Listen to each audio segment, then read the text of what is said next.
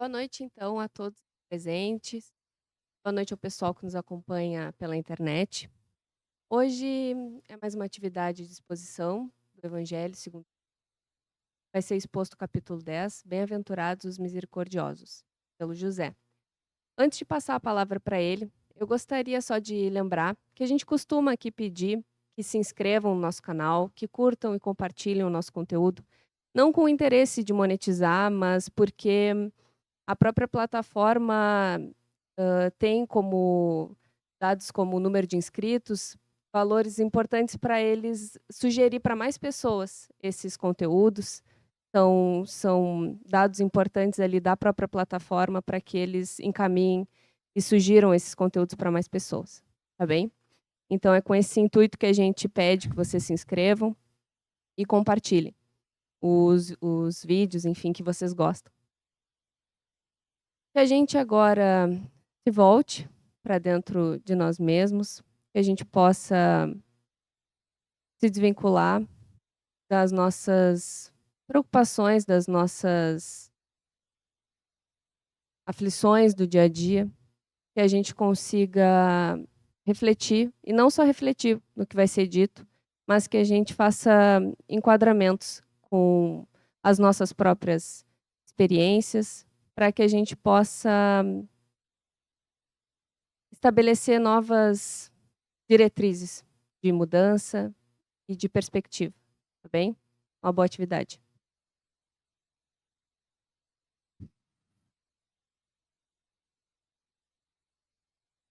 Boa noite a vocês que se encontram aqui, né?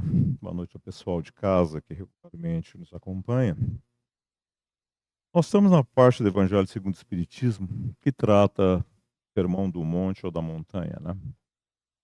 Isso é uma série de diretrizes que estabelecem a solução dos conflitos, das imperfeições, de todos os elementos que caracterizam ainda o primitivismo e a média do nosso planeta.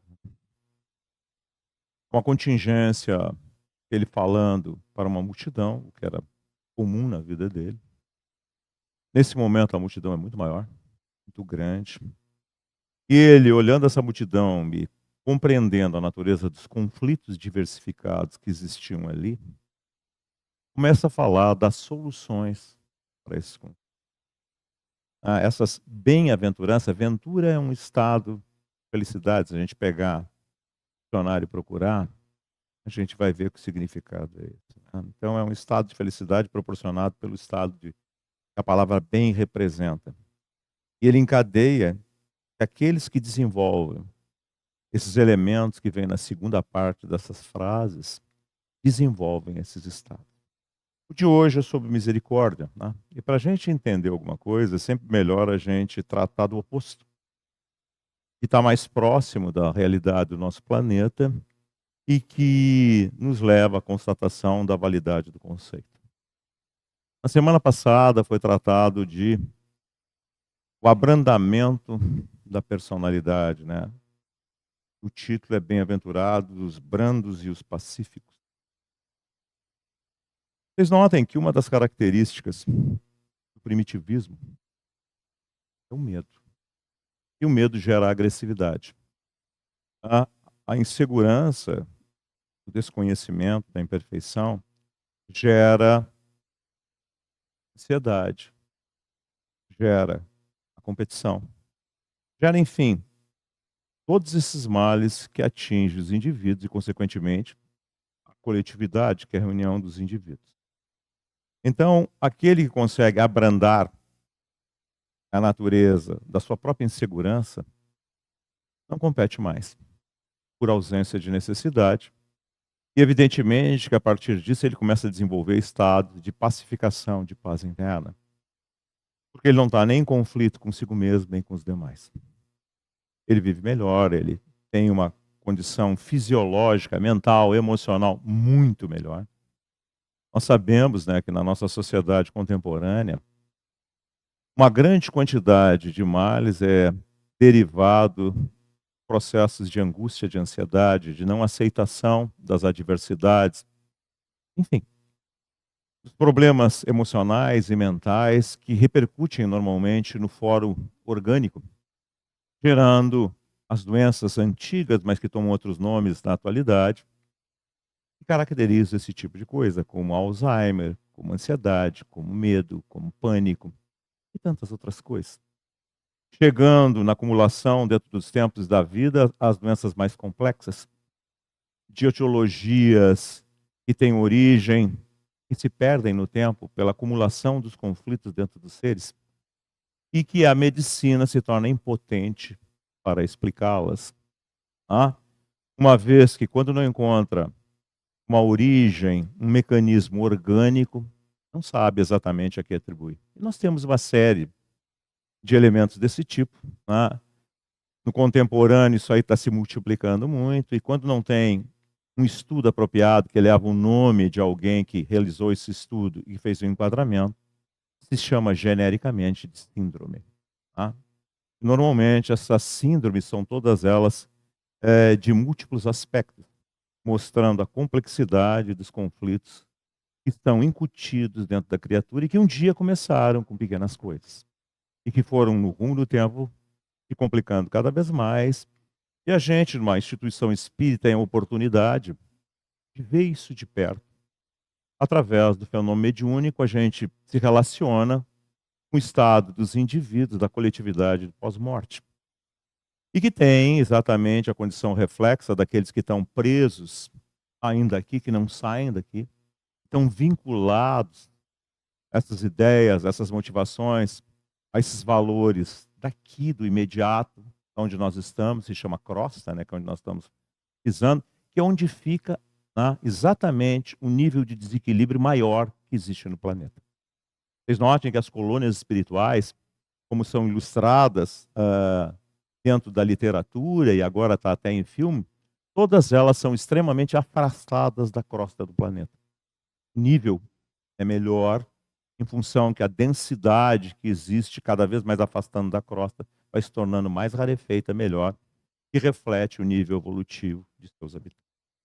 Então, a paz é uma condição que reflete a harmonia interna. E o primeiro beneficiado por isso é aquele que a gera, aquele que a vive. Consequentemente, não preciso nem explicar mais, não vou falar sobre o capítulo da semana passada, e como dizia Jesus, esse é o salário do obreiro. Né? Ele se referia ao trabalho de desenvolvimento do ser dentro do tempo da evolução, e o salário da evolução é a própria evolução.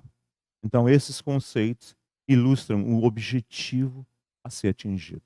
Vocês notam que, apesar disso ter 2000 anos, ainda é válido. Nós vivemos dentro de uma sociedade competitiva, agressiva e insegura, que precisa, de qualquer maneira, demonstrar a validade de seus conceitos para poder acreditar neles. Isso gera toda a competição, as guerras, as disputas entre criaturas, os segmentos que hoje a sociedade se encontra extremamente dividida, que são notoriamente a condição do planeta. Nessa noite, o que nós vamos ver? Nós vamos ver o oposto disso. Nós vamos ver a ideia, né, oposta a esse tipo de coisa, que é de uma criatura mais equilibrada, mais avançada, e olha o desequilíbrio. Tem um ditado popular que diz assim: se a gente colocar lenha numa fogueira, ela aumenta. Todo mundo sabe disso, que é uma verdade, né? Ela aumenta o calor, o nível da fogueira. O desequilíbrio é a mesma coisa. Se nós fomentarmos o desequilíbrio com mais desequilíbrio, a tendência dele, pelo primitivismo, pela agressividade, pela insegurança e por todos esses fatores que são comuns, é aumentar o nível de ação e de comportamento do indivíduo nessa direção. Então, como se lida com isso? É uma coisa muito difícil e muito tênue. Se nós não tomamos nenhuma atitude, o indivíduo confunde boa vontade com fraqueza. Se nós tomamos uma atitude extrema, nós aumentamos o nível de defesa, de primarismo dele numa ação reativa. Então, há de se dosar. Tá? A gente tem que ser firme, no sentido de demonstrar os valores, sem necessariamente agredir. A misericórdia é exatamente esse tipo de coisa. É dar para alguém a oportunidade que aparentemente ele não merece, mas que ele necessita. Porque se nós fomentarmos a ação sobre ele, se nós o pressionarmos, evidentemente, ele fixado em seus valores, ele vai reagir. Todos nós vemos isso.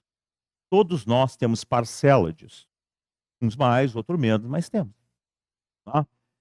Quando a gente defende com unhas e dentes o nosso ponto de vista, é uma maneira da gente, na realidade, demonstrar que a gente não consegue ouvir. E mesmo que nós estivéssemos cobertos de razão, nós deveríamos ser mais ponderados, escutar o outro, entender o seu raciocínio e desenvolver uma maneira de não tentar empurrar boca abaixo a coisa, mas dentro de seus critérios e das suas características, levá-la a se dar conta do engano da natureza de seus preceitos. Esse é o método educativo mais eficiente que existe, que se chama evangelho. Foi isso que Jesus fez. Ele pegava as situações do dia a dia, essa multidão que o seguia, isso é um caso, ele se vira e começa a falar para eles, isso é corriqueiro. E ele pega as situações do dia a dia, que todo mundo dominava, que todo mundo entendia, lá dentro do conceito da estrutura da sociedade hebraica, e começa a utilizar isso, mostrando para eles como as coisas funcionam. E a incoerência da natureza de seus valores, sem citá-los diretamente. Tanto é que é assim que levou, nós estamos há 2000 anos, mais ou menos, separados disso, e nós estamos ainda falando disso. Sinal que nós não dominamos, não entendemos tudo isso, e é necessário que a gente entenda para desenvolver esses valores de plenitude. Então, notem bem, o que a gente faz numa sociedade espírita, numa instituição espírita, é isso. A gente faz isso com vocês, através desse tipo de atividade, que é uma atividade de exposição da ideia espírita, que tem uma base lógica estruturada em cima dela. E a gente faz isso com os espíritos, que nada mais são como pessoas que também têm conflitos, também têm dificuldades, e continuam com essas dificuldades no pós-morte, criando uma sociedade aqui na volta desequilibrada. Aquilo que vocês ouvem falar sobre o nome de mal. Né? E dentro da doutrina espírita, a ideia de mal é a ideia de imperfeição. Ela não tem aquela ideia teológica de uma coisa que foi feita fazendo oposição ao desenvolvimento. Porque, na realidade, é um conflito de insegurança, de agressividade, e por ser inseguro, ele precisa ter domínio. E nós vivemos numa sociedade que tem essas características. Vocês olhem assim, se a gente pega, por exemplo, a internet, vocês veem como isso é notório. Todo mundo quer criar uma estrutura, ter seguidores. As pessoas se filiam a agrupamentos, brigam uns com os outros por causa disso. Derivado de quê? Desses preceitos. E o pior, elas não conseguem ouvir, elas não conseguem pensar. Tá? A primeira reação é agressiva. A gente não pondera, não tenta ver o que está sendo falado, colocado, e tenta argumentar no sentido de justificar aquilo que nós defendemos. E a gente fala em respeito, fala em democracia, mas só fala, não vive. Isso começa nas nossas relações pessoais, né, que geram essas orientações, essas formações. Se nós olharmos, o mundo está muito dividido, muito polarizado é o termo que se usa, exatamente por causa desses conceitos, por falta de compreensão, por falta de bom senso. Então, alguém, algum lado, vai ter que ter a grandeza de aparentemente sacrificar aquilo que a gente chama da sua personalidade, a fim de gerar um campo de recepção. Tá? Isso se faz não com brigas por palavras, mas, por exemplo, esperando que a vida se desenvolve dentro da esteira do tempo, venha a trazer as experiências adequadas a esse florescimento. Então notem que tudo é uma questão de tempo. Todos nós estamos passando, já passamos por isso ou passaremos. Dependendo da faixa, experiência e de idade que a gente tem, a gente pensa de uma determinada maneira. Mas a gente vai marchando, né, como eu disse, dentro do tempo, vai passando por experiências, a vida vai trazendo situações. O que acontece com todos nós? Nós mudamos por necessidade.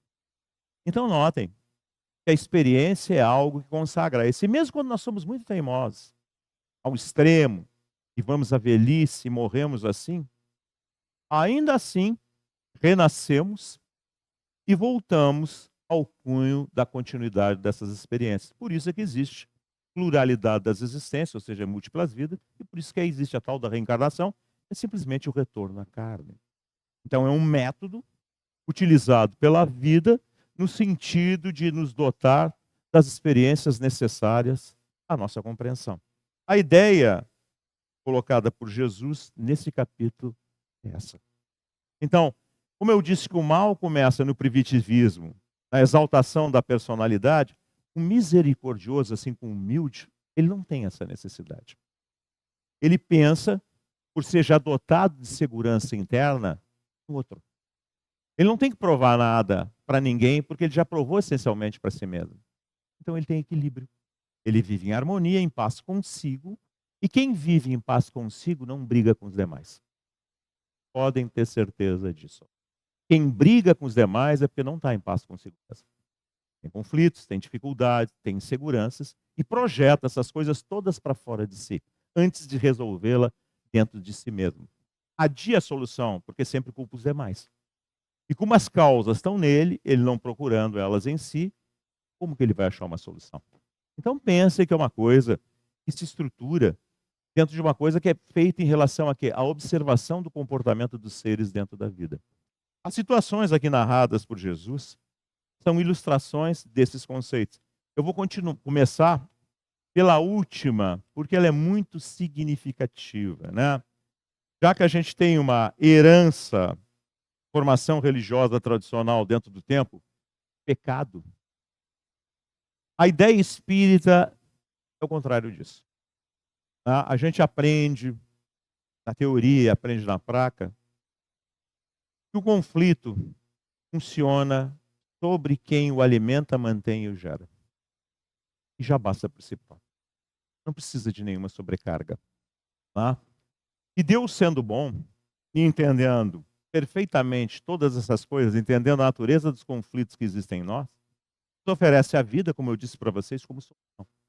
Então ele não vai botar nenhuma sobrecarga, porque iria agravar a natureza, como eu disse. Por isso a ideia de Jesus representando a lei divina da misericórdia. E mais do que isso, se nós pararmos para pensar, por os homens, por não compreender a natureza da própria vida, é que inventaram essas coisas como elemento de tentativa, de manipulação e de freio.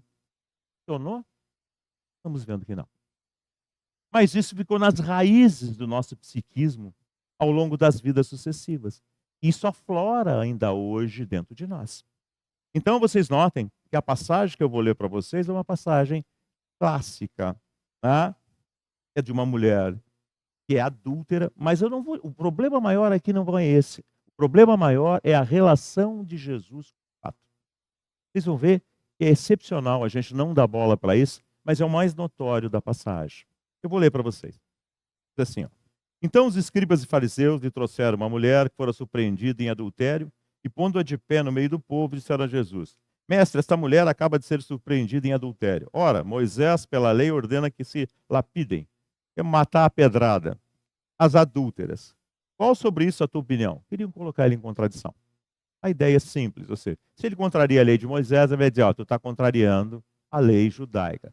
Se ele vai dizer que não contraria, ele vai estar favorecendo o adultério. Essa era a ideia do fariseu em relação a ele. Diziam isto para o tentarem e terem de que o acusar. Jesus, porém, olha a calma, olha o que o equilíbrio faz. Abaixando-se, entrou a escrever na terra com o dedo. Eles estão falando isso, o quadro está cheio de gente. Vejam a cena. Ele se agacha e começa a escrever no chão. Tá? Como continuasse a interrogar-lhe, ele se levantou e disse: Aquele que dentre vós estiver sem pecado, atire a primeira pedra. Em seguida, abaixando-se de novo, continuou a escrever no chão. Quanto aos que o interrogavam, esses, ouvindo falar daquele modo, se retiraram. Vocês sabem o que é isso? As pessoas caem na situação, saem de fininho. É isso que aconteceu. Exatamente isso. Ele tocou na ferida. Ele disse: vocês estão tendo uma postura que não é uma verdade. Vocês têm conflitos. Então, se ela que tem conflito deve ser acusada, deve ser agredida, qual é a diferença para vocês? Só porque você é uma sociedade patriarcal, vocês são homens? Então, indo adiante. Ouvindo falar daquele modo, se retirar uns após a outra, afastando-se primeiro os velhos. Por que primeiro os velhos? Porque os jovens são mais exaltados. Mas os velhos, apesar de manterem determinadas tradições, pela trajetória da própria vida, são mais reflexivos e se enquadraram imediatamente dentro da situação. Ficou, pois, Jesus, agora o fato que eu falei para vocês. Ficou, pois, Jesus a só com uma mulher colocada no meio da praça. Sumiram, só ficou ele e ela. Agora olhem a ação. Olhem, assim, prestem bastante atenção, vejam o quadro. Então, levantando-se, ele estava agachado. Perguntou-lhe Jesus: "Quer? Onde estão os que te acusavam? Ninguém te condenou?" Ela respondeu: "Não, Senhor." Disse-lhe Jesus: "Também eu não te condenarei." Isso que eu queria que vocês prestassem muita atenção. Olha a ação emocional dele dentro de um fato de conflito tradicional que perdura até os nossos dias. Olha o que ele fez. Ele fez ela refletir. Ele deu uma oportunidade para ela. Ele tocou o que gerava o seu comportamento. Por que será que ela era assim? Essa é a grave questão. A gente nunca para pensar as razões de conflito, de dificuldade que existem dentro de alguém. Normalmente a gente atira pedras. Mas quando toca dentro da nossa vez, como eu disse para vocês, a gente esperneia, grita, agride e se defende.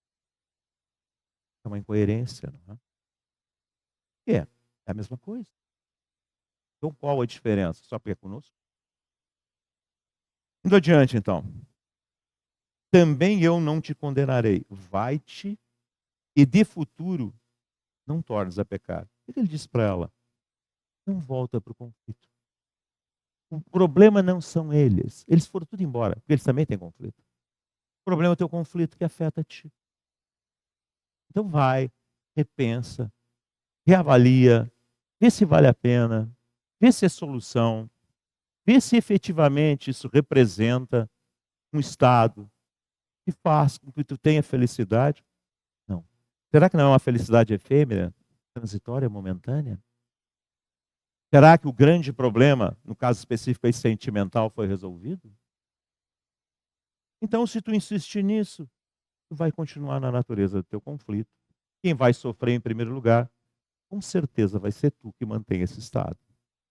Todos estão se aproveitando da tua circunstância. Eles são endurecidos. Mas chegará o dia em que a vida trará para eles experiências equivalentes. E eles vão cair em si. Então é por isso, que na realidade a vida é uma grande escola. O apedrejador de hoje tem telhado de vidro e é o apedrejado de amanhã. Essas são as relações que unem os seres dentro do tempo e que fazem que a gente constitua associação em famílias, tendo filhos difíceis, esposas, maridos difíceis. É a reaproximação natural estabelecida pela vida com aqueles que têm diferença para conosco. Para quê? Porque, na realidade, toda dificuldade reflete uma incapacidade. E a vida, na realidade, representa a solução de todas as incapacidades. Vocês notem, aí vocês podem pegar quem vocês quiserem, em qualquer área. Nós pegamos o Chico Xavier, que é uma pessoa que era pobre, não tinha saúde, não tinha cultura. Eu repito isso exaustivamente, sempre vou repetir. E ele era feliz e gerava felicidade. E aí nós vamos pegar uma série de elementos. Jesus era pobre, era um carpinteiro, ele não era um senador romano, ele não era nada, não era um grego, era um carpinteiro hebraico. E é tão notório, nós estamos falando dele até hoje, por causa desses conceitos. Então notem que o estado de felicidade da criatura não depende dos preceitos do mundo, mas depende do seu universo interior de relação para com o mundo. Então, se ele consegue conviver com um mundo que tem conflito e não absorver conflito desse mundo, a figura quando te baterem numa face dá a outra. Ou seja, me agridem, eu vou ser primário, primitivo e vou reagir de forma agressiva? Se eu tiver o mesmo tipo de característica, vou. Se eu for abrandado, não vou. Mas aí o que o mundo vai dizer? Tu é um fraco, tu é bunda mole, tu é isso, tu é aquilo. As expressões variam dentro do tempo. Mas os conceitos são os mesmos. Mas nós sabemos, analisando quem é mais avançado, que é mais raro, não é tão comum. E qual é a tendência natural? A tendência natural é reagir, é provar, é agredir, é demonstrar, é ser mais difícil, mais raro, mais avançado. É a figura do que dá face, porque não se sente agredido. Nós temos notórios exemplos. Isso começa lá na figura dos primeiros cristãos que vieram consolidar, né? O cristianismo estava sendo implantado para que esses valores pudessem ganhar notoriedade e chegassem até agora.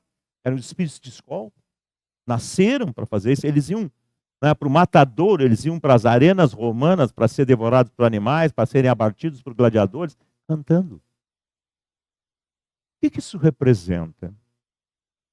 Se a gente olhar, a gente vai achar que isso é conversa, mas não é verdade. É porque o estado de equilíbrio interno é tão grande, a ausência de temor é tão notória, que nada o afeta. A gente tenta nivelar as coisas da maneira que a gente pensa, no nível que a gente consegue compreender o primitivismo que ainda nos caracteriza, e a gente acha que é inconcebível existir algo assim. Não é. Não é, porque o rumo da evolução avança para isso. E não é uma criatura só, de um segmento de qualquer área. Há inúmeras criaturas que demonstraram a viabilidade desses conceitos. E se tornaram notórios. Pois nós temos São Francisco, mas nós temos também lá na Índia, a Madre Teresa de Calcutá e tantos elementos. Siddhartha, o Buda, né, que por um outro formato falava a validade desse conceito. E aí nós vamos olhando, Albert Einstein, que era um cientista, e que na realidade é contrário à guerra, foge da guerra, vai falar com o presidente dos Estados Unidos sobre o desenvolvimento das armas atômicas. Enfim, nós temos inúmeros exemplos na história para nós pensarmos sobre isso. Segmentos diferentes, desenvolvimentos que levam à compreensão. Então notem que por caminhos distintos a vida faz esse trabalho. Por isso que Jesus disse que serão sempre muitos os chamados, os chamamentos são diversificados. Mas quantos respondem à natureza disso? Poucos são os escolhidos. Uma outra passagem é falado que haveria essas situações que nós estamos vivendo agora no planeta. Está lá no famoso discurso escatológico, né, que está em Mateus 24, onde Jesus, passando pela frente do templo, que já tinha sido destruído pelos romanos, e os apóstolos chamam a atenção dele a respeito disso, ele fala a respeito desses eventos que no futuro aconteceriam. E descreve tudo isso que nós estamos acontecendo agora. Guerras internas, tá? Terremotos, essas coisas todas. Ele dizia que isso seriam sinais precursores dos finais dos tempos da iniquidade. Isso foi interpretado como o final do planeta. Mas final da iniquidade é final do absurdo. A iniquidade representa uma coisa fora de contexto. Então, seriam as vacinas naturais, as experiências que iriam fazer a gente separar o joio do trigo, compreender o que vale a pena e o que não vale a pena. Nós estamos vivendo esse momento. E esse momento não é uma coisa que acontece em um ano, mas é décadas. Vai levar 50, 60 anos, até que as experiências vividas tragam seus resultados e não permitam mais o engano da avaliação. Dessa maneira, a sociedade se tornará mais equilibrada. Está havendo um êxito espiritual muito grande no planeta também. Vários espíritos não renascerão mais aqui. Porque o ciclo se enterra. Aqueles que não conseguem acompanhar serão desterrados para um outro planeta que está em formação, mais ou menos com as mesmas características da Terra, nas suas origens, avançando nas experiências identificadas ainda com seus estados ainda muito primitivos. Vão se dar conta disso e vão lamentar a famosa figura bíblica, a perda de paraíso por Adão, que é uma figura que o indivíduo se dá conta a posterior da validade daquilo que ele desprezou por falta de disciplina sobre si mesmo. A figura é exata, ela é simbólica, mas a figura é exata. Disciplina, né, é algo que nós temos que desenvolver. O Livro dos Espíritos diz que o processo intelectual precede e é base do processo de desenvolvimento moral. Ou seja, a gente entende, mas não sente ainda, mas entende. A nossa capacidade intelectual permite isso. Isso vai começar a gerar um conflito, consciência. Por isso que são bem-aventurados os aflitos. É uma transição da dureza e da indiferença a um estado de modificação. Esse conflito vai gerar necessidade. E essa necessidade vai nos empurrar na direção da transformação. Então, nada dá salto, porque nós somos herdeiros de nós mesmos, estamos presos ainda dentro das fantasias, dos enganos, das ilusões que nós nutrimos. E a mera informação intelectual não faz isso. A gente faz esse tipo de atividade, mas sabe como é que isso funciona. Isso vai funcionar residualmente. Na hora a gente entende alguma coisa, assimila alguma coisa, um assimila melhor que o outro, em função do seu estágio evolutivo, mas a gente não absorve tudo. Tem uma parábola dos talentos, que também fala disso, 30, 60 e 100. Então notem que o Evangelho é rico em ilustrar todos esses conceitos, de forma que a gente possa, dentro do tempo, dentro do amadurecimento, ir compreendendo essas coisas todas. E com as experiências que vêm, problemas, as dificuldades, as doenças, a gente vai saindo dessa alienação da nossa vida forçado.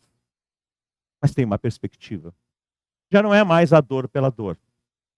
Já não é mais a dificuldade pela dificuldade. Já tem um sentido, já é educativa. Já é remodeladora. Ela tem um princípio, um fundamento e um objetivo. E aí nasce a esperança. E quem consolida transforma a esperança em certeza. E a base da fé é a certeza. Não é crença religiosa, como é muito bem dito do Evangelho segundo o Espírito. Não é rito. Não tem rito dentro da atividade espírita. Tem dentro do movimento. Mas dentro da atividade, da doutrina espírita, não tem rito. Tem roupa, tem cerimonial, tem sacerdócio, não tem alteração de nenhuma estrutura, não é para usar casaco branco, não é para mudar de voz, porque isso é alteração externa, isso é afetação. Não tem nada a ver com o interior. Nós estamos muito acostumados e modelados a sistemas dessa ordem. Vocês acham que é a minha opinião? Para encerrar, eu vou citar, está dentro do mesmo capítulo, está lá em Mateus, capítulo 5, versículos de 23 a 24. O sacrifício mais agradável a Deus. E, portanto, quando fores depor vossa oferenda no altar, as religiões são cheias disso. Cheias. Né? Vos lembrardes de que vosso irmão tem qualquer coisa contra vós, deixai a vossa dádiva junto ao altar e ide antes reconciliar-vos com vosso irmão. Depois, então, voltai a oferecê-la. Ele não podia dar um quarto salto de qualidade e dizer para o hebreu, não adianta nada. Deus não faz negócio. Deus não tem ego, não precisa de puxa-saco, nem precisa de presente. E a gente tem essa ideia. Tá? Ele não ia poder dizer isso para o hebreu. Hoje eu dizendo isso para vocês já se torna chocante, mas é a realidade. Nua e crua. É unilateral. Tá? Deus é pleno, não precisa de nós. Se volta para nós como estrutura da sua criação, orientando, estabelecendo os meios da edificação dos seres através do seu próprio trabalho. É uma terceira parte do livro dos Espíritos. Lei de trabalho. Né? A cada um segundo suas obras, de Jesus ilustrando esse tipo de coisa. Então notem que é na cerne da estrutura da criação, que é o espírito, essa necessidade de aperfeiçoamento. O que fada, o que determina a necessidade da plenitude. E por isso que existem espíritos superiores.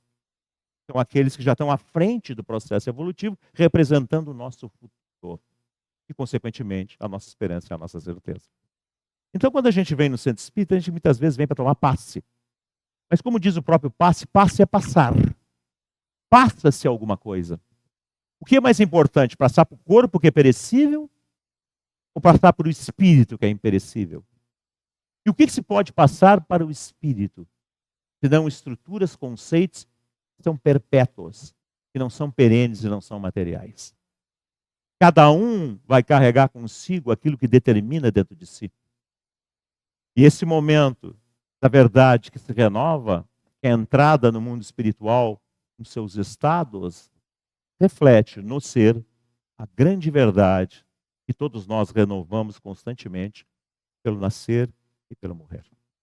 Então, vocês que vieram aqui nessa noite, e vocês que nos acompanham de casa, vamos começar a entender a doutrina espírita como ela foi feita. Se estuda numa casa espírita, e se estuda o livro dos espíritos, que é a base da doutrina espírita, para que a gente entenda qual é a proposta dos espíritos de explicação da vida. Sem adulterações, sem miscigenações, sem misturas. Tá? A respeito de colocar coisas na nossa cabeça. Vamos ser fiel à natureza da ideia, da grandeza do seu conteúdo, da explicação e da sustentação que a caracteriza, para que a gente rume na direção de mais justiça interior e, consequentemente, mais justiça exterior. Né? Um mundo de harmonia é feito de criaturas honestas, íntegras e... Pensemos nisso. Pensemos nisso, porque se alguém, para passar alguma coisa para vocês de melhor qualidade, tem que crescer. O Emmanuel, que é lá o mentor de Chico Xavier, nos compara a mangueiras, dizendo que o líquido puro, a água cristalina que é trazido do seio do mundo espiritual, vai ter que atravessar essa mangueira que é o médium. De acordo com as suas características, sairá mais clara ou mais escura. Quem recebe também é a esponja que absorve. E vai absorver aquilo que está compatível com a sua natureza e com seus valores. Não há mágicas, vocês têm que entender. Não há sobrenatural. Há o natural desconhecido e a harmonia de valores que nós devemos buscar. Senão, em função dos nossos próprios conflitos, a vida que é reflexo da harmonia divina nos permitirá aprender através das nossas próprias experiências.